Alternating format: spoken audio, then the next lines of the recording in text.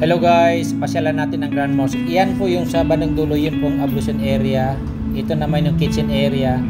So nagdagdag tayo dito ng room guys para po sa convenience store. So yun fencing natin. So may arko tayo dyan, nalagyan natin ng Al Noor Mosque. Ito yung Grand Mosque natin, no, sa Municipality of Nunungan.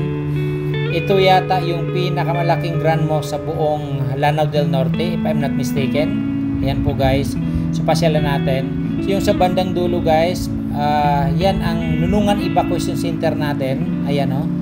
So sa gitna niyan, lalagyan natin ng magkabilaan ng rooms para sa Toril.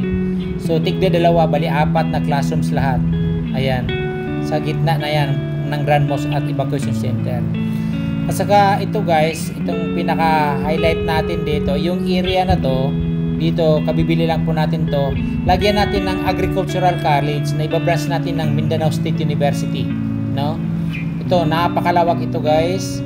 So para yung mga bata, hindi na nila kailangan bumaba, no? Para mag-aral doon. So dito na po, magkakaroon tayo ng college dito sa Municipality of Nunungan.